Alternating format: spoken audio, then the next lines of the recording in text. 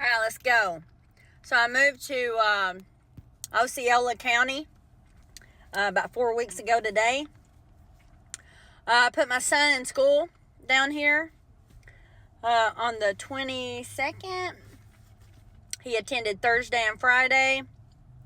The following Monday, I had taken him to the emergency room. He was sick already.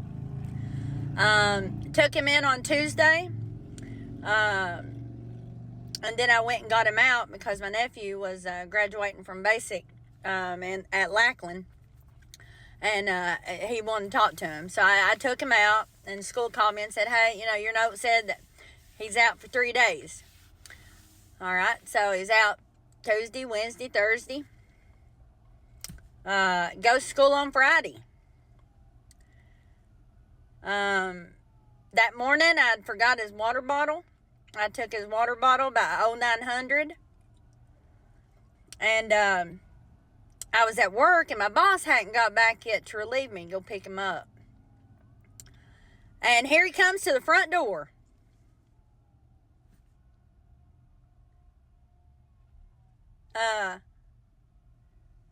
They sent my son walking home.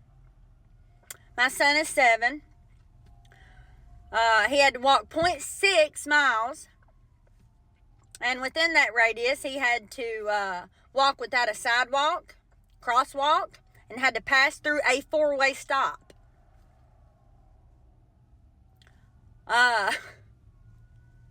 Anybody know that Florida is number 3 in human trafficking, sex trafficking? They're number 3 in the nation. Lost my mind on this shit. Lost my fucking mind. I've contacted assistant principal. Went to a school board meeting on Wednesday. Got kicked out of there. So I contacted Governor DeSantis. And he did respond. His secretary pushed me off on the Board of Education, and that's why I'm here. My son is 7. He hasn't even reached the age of reason, y'all. And it's what happened is the school said, because I said, hey, he's a walker, because his mom walks with him every day, or she picks him up every day, that automatically gave them the right to let him walk home. My son, he was on his 3rd day. Lucky the fact that he made it home and knew where to fucking go. Let's go, boy. But you know what? If anybody don't think that ain't child endangerment from the public school system, that's crazy, right? So I went to the board meeting, and I will post that link. I didn't know I was being recorded, but it was. So I'll give y'all a taste of that as well. The fact, I also got a problem with the city. Let me tell you why. Because he lives in if you live in a 2-mile radius, okay, you do not qualify for bus transportation, right? So he lives in a 0.6 mile radius of the school. And since he lives in a 0.6 mile radius, he doesn't qualify. But you know what? I think that if you're going to push my kid out on the street after 3 days of being here, like he's a stray dog, the city should be responsible for adequate means to walk the fuck home. That means sidewalks, crosswalks, and you know what? The fact that you all would even let a child walk through a fucking 4-way stop at 7 is fucking psych. That's crazy. That's crazy. That is crazy. I'm not going to stop it. I will not stop. until there's legislation about this. Nobody told me, hey, Miss Sizemore, when you say he's a walker, that automatically gives us the right to push him out. And he can go the fuck on. You know, if other parents want to let their children walk and ride bicycle home at 7, that's on them. That ain't for me, bitch. Ever. Governor DeSantis, what are you doing here?